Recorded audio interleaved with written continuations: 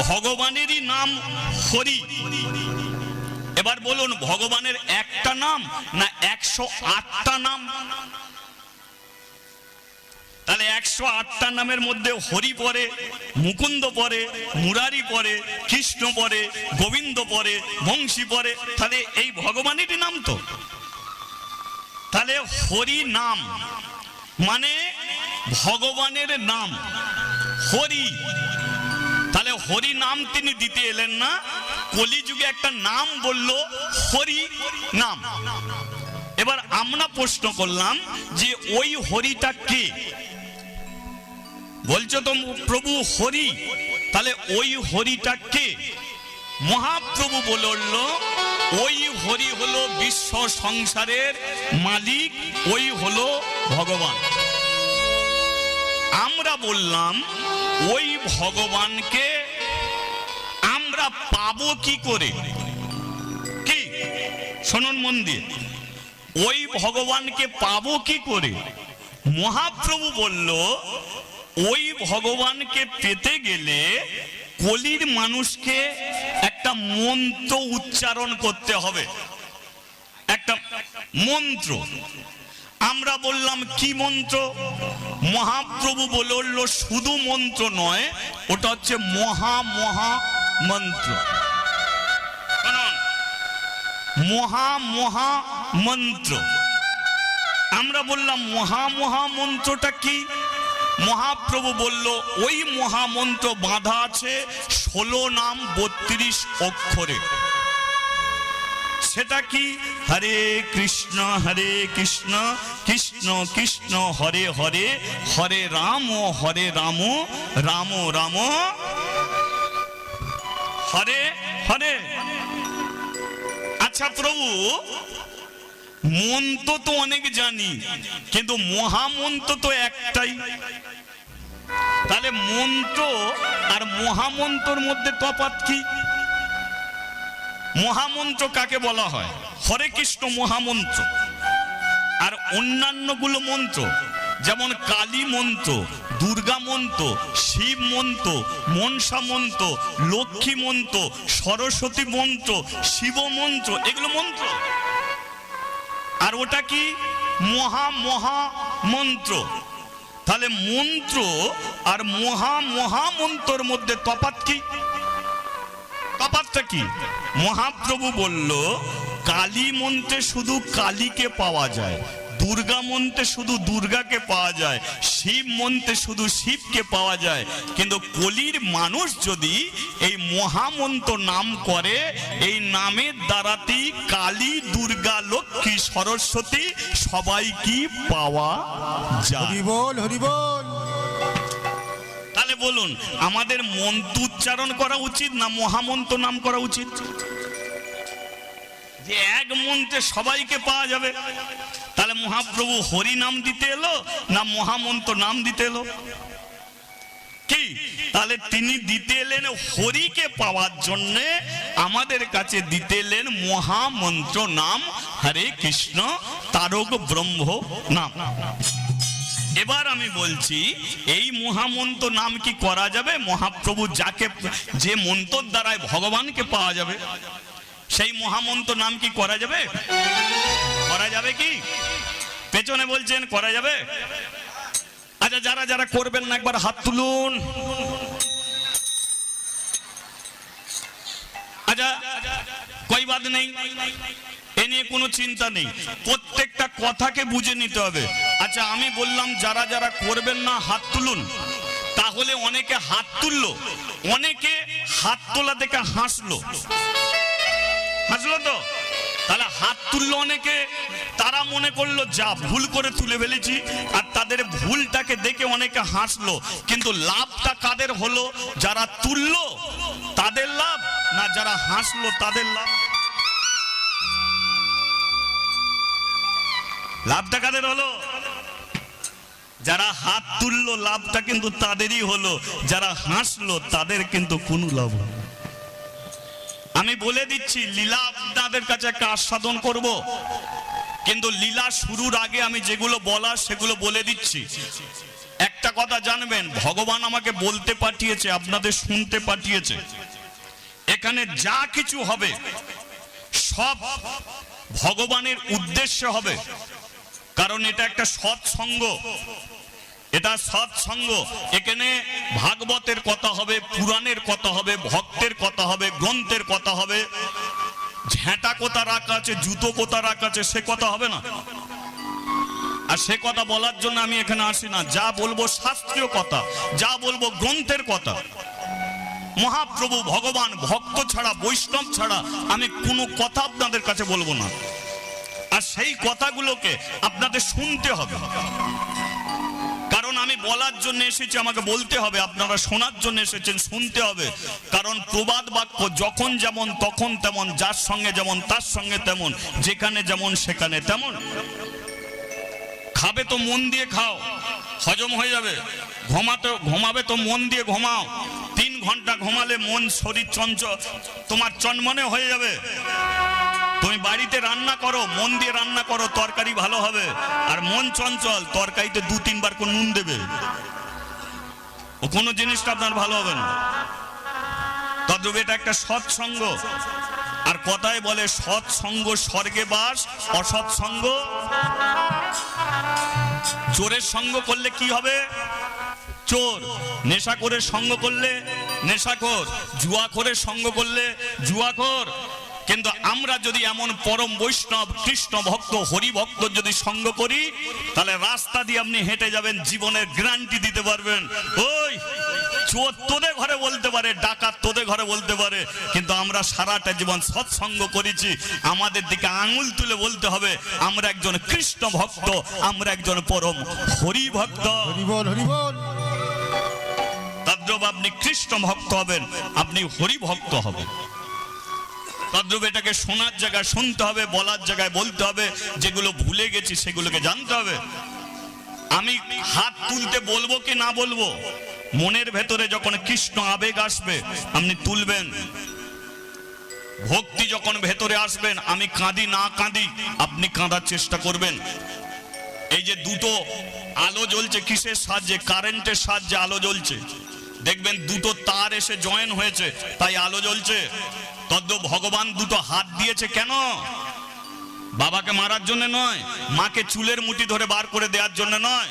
হরিবাসরে বসে দুটো হাতকে একত্রিত করে দাও, তাহলে দেখবে তোমার অন্ধকার ঘরে তোমারও আলো জ্বলে উঠবে। এই অন্ধকার ঘরে আমাদেরও আলো জ্বলবে। এতে যেমন দুটো তারে যেমন আলো জ্বলে দেয়, তদ্রূপ দুটো হাত যদি এক হয়ে যায়, আমাদের অন্ধকার ঘরে আলো জ্বলে যায়। তাহলে আমি যেটা বলবো সেই শুনে করবেন না। হাত তোলো তুলবেন না, ইচ্ছা হলে তুলবেন। কাঁদার ইচ্ছা হলে কাঁদবেন, বলার ইচ্ছা হলে বলবেন, যা করার ইচ্ছা হবে করবেন। আর সবই যা হবে আপনার মঙ্গলের জন্য হবে, আমার মঙ্গলের জন্য। আপনি ভগবানকে 20 বার প্রণাম করেন, মঙ্গল কার হবে? যে প্রণাম করে তার হয়। তদ্রূপ হরিবাসরে বসে যে উলুধ্বনি দেয়, শঙ্করধ্বনি দেয়, হরিধ্বনি দেয়, এগুলো মঙ্গল তারই হয়। তদ্রূপ আমি শুধু বলতে এসেছি, আপনারা শুনতে এসেছেন। কিন্তু নবদা ভক্তির প্রথম ভক্তি কি? সাবনা। এই যে ভগবানকে পাওয়ার জন্য নবদা ভক্তি, আর এই নবদা ভক্তির প্রথম ভক্তি কি? সাবনা। পরীক্ষিত, 7 দিনের মধ্যে তুমি ভগবানকে পাবে। আগে তুমি শোনো। তাহলে প্রথমে এসে দাঁড়ালো কি? শ্রবণ। শোনার দ্বারাতে ভগবানকে পাওয়া যায়। তারপরে এসে দাঁড়ায় কীর্তন। তদ্রূপ হরি কথা বলা সোজা, শোনাটা বড় কঠিন। এইটুকু জেনে রাখবেন। আমরা বলে দিতে পারবো গড়গড় করে, কিন্তু শুনে ধরে রাখাটা বড় কঠিন। 3 ঘন্টা করে হরিনাম শোনেন, সকালবেলা জিজ্ঞাসা করলে কি শুনলি? 3 মিনিটে শেষ হয়ে গেল। তাহলে বসে শুনলেনটা কি? যদি আমরা 3 মিনিটে শোনা হলো, তার মানে শুনেছেন 3 ঘন্টা, ধরে রেখেছেন 3 মিনিট, বাকি সব আউট হয়ে গেল। সেই জন্য বলে শোনা বড় কঠিন, বলা বড় সোজা। বলিয়ে চৈতন্য মহাপ্রভু কি। তাহলে একটু হরিনাম মহামন্ত্র নাম করা যাক নাকি? চলো। হরে কৃষ্ণ কৃষ্ণ হরে হরে হরে রাম রাম রাম হরে হরে হরে কৃষ্ণ কৃষ্ণ কৃষ্ণ হরে হরে হরে রাম রাম রাম হরে হরে হরে কৃষ্ণ কৃষ্ণ কৃষ্ণ হরে হরে হরে রাম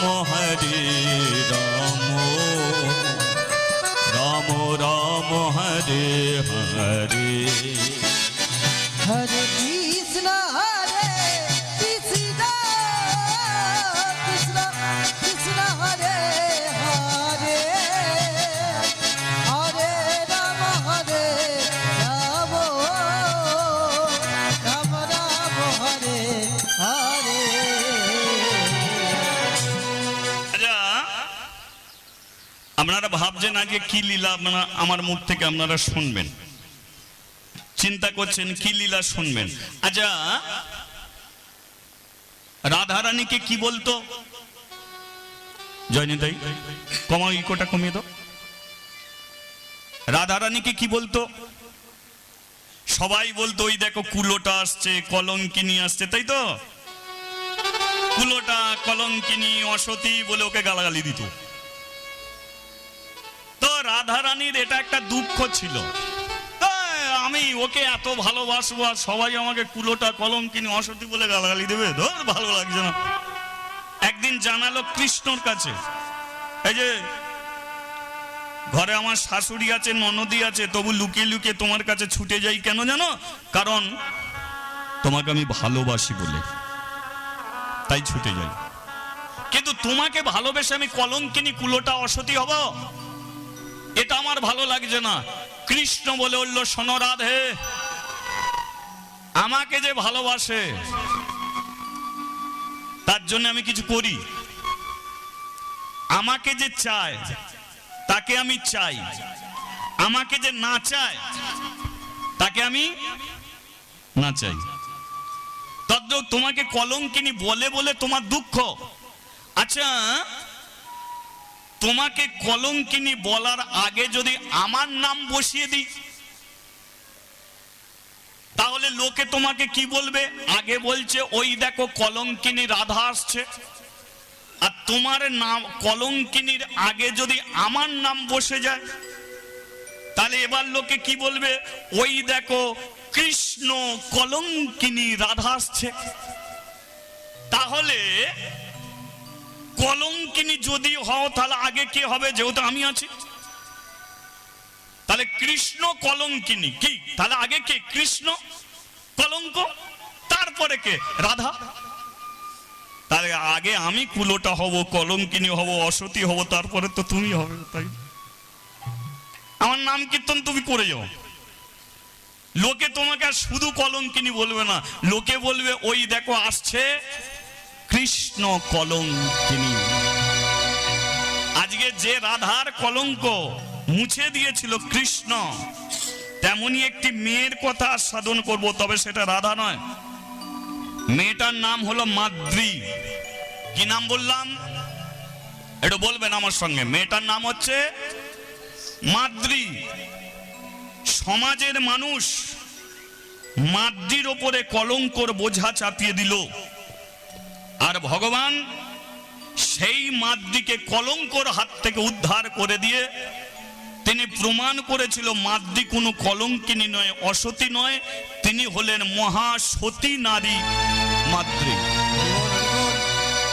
আপনারা মেয়ের দল বসে আছেন, এটা মেয়ের বিষয় আপনারা শুনুন যে সতী নারী মাদ্রী ভগবানকে ভালোবাসলে ভগবান কিভাবে তাকে সর্বকলঙ্কর হাত থেকে রক্ষা করে।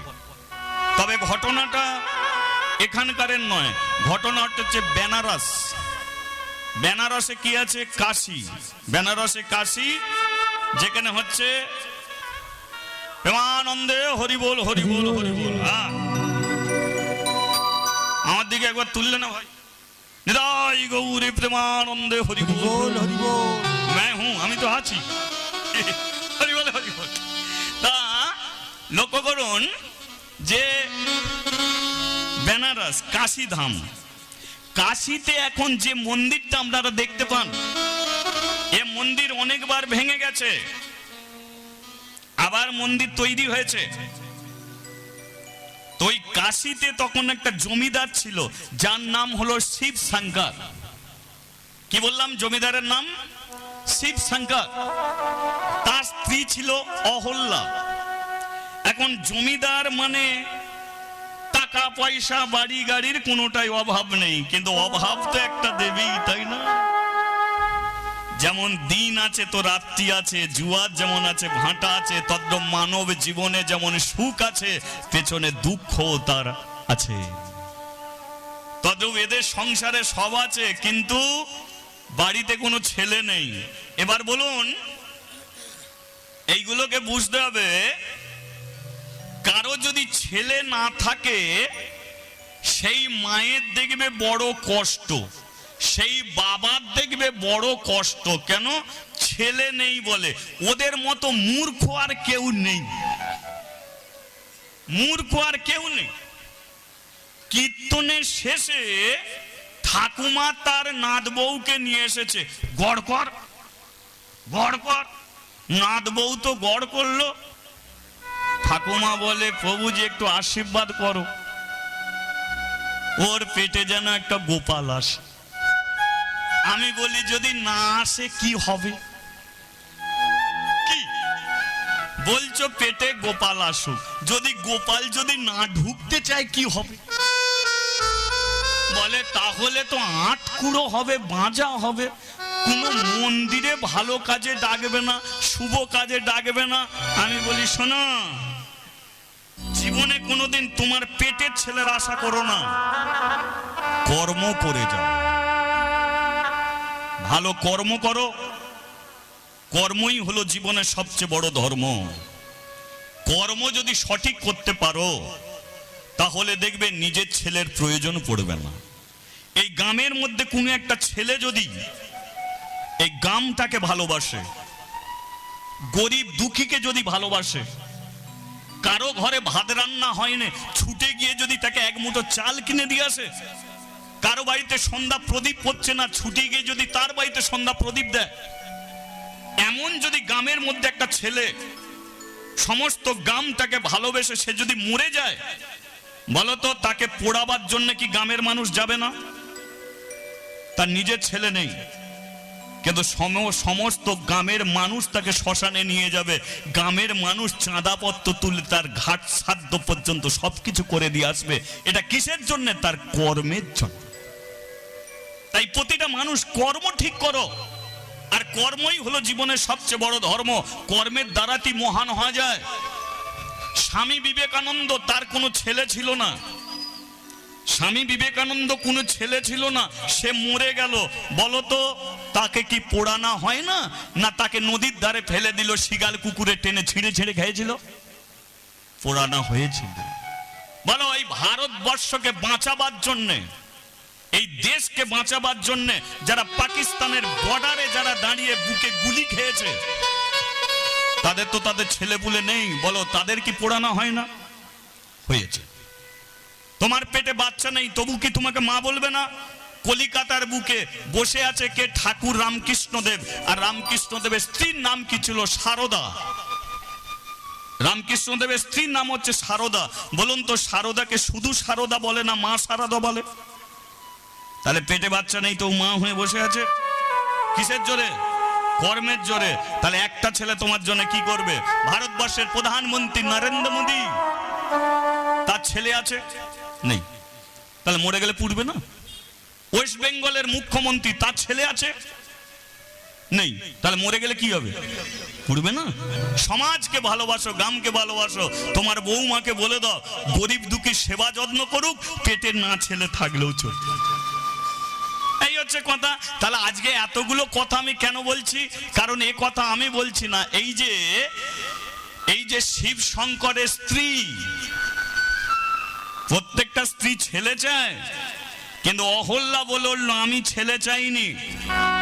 ছেলের জন্য কেন কান্নাকাটি করছো, কেন দুঃখ করছো, কেন কষ্ট করছো?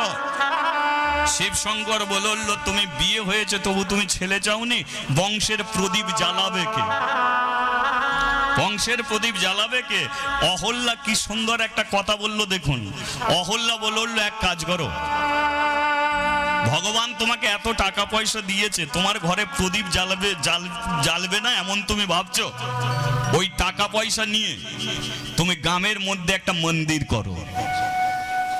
চিন্তা ভাবনা দেখুন মেয়েটার, গ্রামের মধ্যে একটা মন্দির করো, আর ওই মন্দিরে ভগবানকে প্রতিষ্ঠিত করো।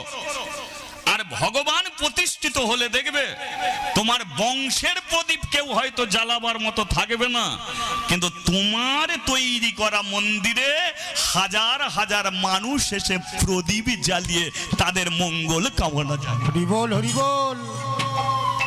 এ চিন্তা ভাবনা সবার মধ্যে আসে না। এ যাদের মধ্যে আসে তারাই সংসারকে সুখীর করতে পারে।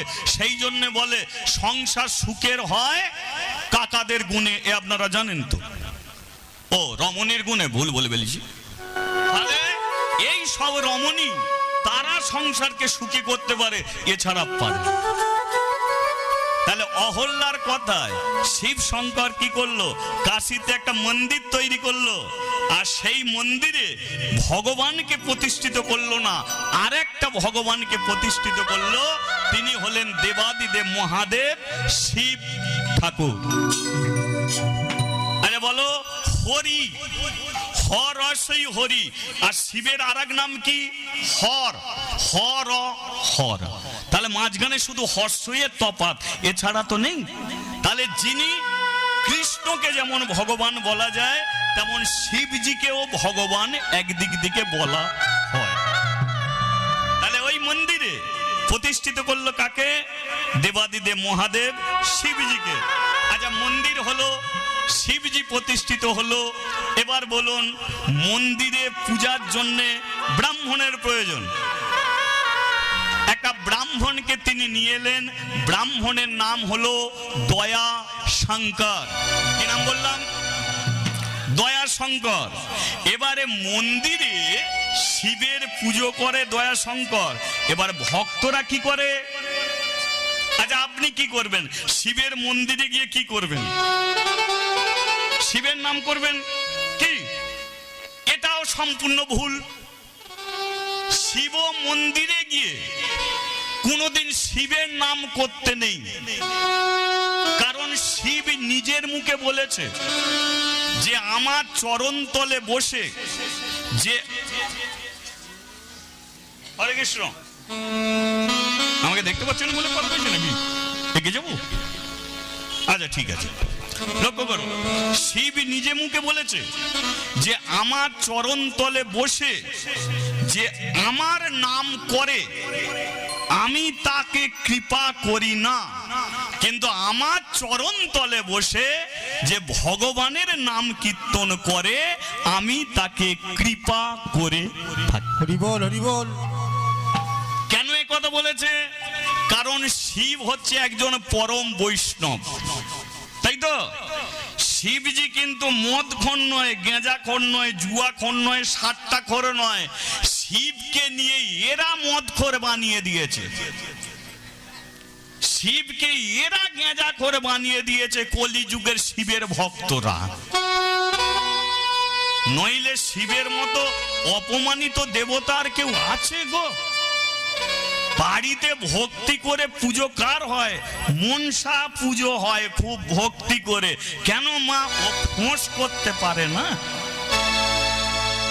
আর শিবের দেখবে সবচেয়ে অপমানিত পুজো হয়। এদিকে হয় কিনা জানি না, আমাদের ওদিকে এক কাঁধে বাঁক আছে, অন্য হাতে বিড়ি আছে। এরা শিবের কৃপা পাবে বলে শিবের মাথায় জল দিতে যাচ্ছে। এক কাঁধে বাঁক, অন্য হাতে বিড়ি। ভোলে বাবা পার করেগা। শিব বলে আমি কি করে পার হবো, রাস্তা খুঁজে পাইনি। এরা শুধু বলে পার করেগা। কি বড় বড় উঠছে, বাবার মাথা ঘুরছে, কার নামে শ্লোক ওঠে? শিবের নামে। বড় বড় বাম্পার, বাবার কত টেম্পার, কার নামে শ্লোক ওঠে? শিবের নামে।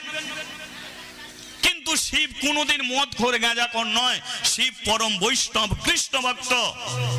ওই শিব একবার ব্রহ্মার সঙ্গে ঝগড়া লেগেছিল। সৃষ্টিকর্তা ব্রহ্মাকে বলেছিল, তুমি কি ধরনের রাবণের 10টা মাথা দিয়ে দিলে, নিজে 4টে মাথা নিয়ে বসে আছো, আর আমাকে একটা মাথা দিয়েছ, নিজে 4টে মাথা নিলে কেন?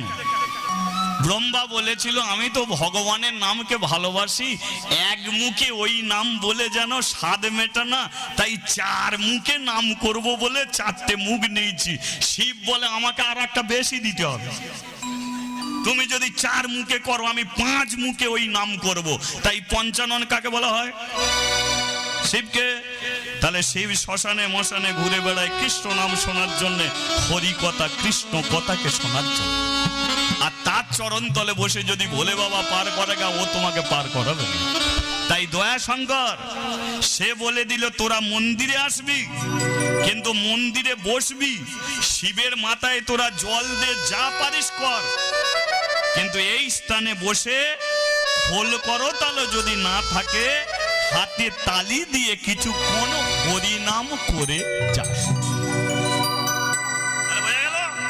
তাহলে সেই কাশিতে যে দয়া শঙ্কর হরিনাম শুরু করেছে, আজকে সেইখান থেকে আমরাও লীলাটা শুরু করি। চলুন। হরে কৃষ্ণ হরে কৃষ্ণ কৃষ্ণ কৃষ্ণ হরে হরে, হরে রাম রাম রাম হরে হরে। কৃষ্ণ হরে কৃষ্ণ কৃষ্ণ কৃষ্ণ হরে হরে, হরে রাম রাম রাম হরে হরে। আচ্ছা, যেখানে মহামন্ত্র নাম হয়েছে, সারা জীবন আপনারা তালি দিয়েছেন তো?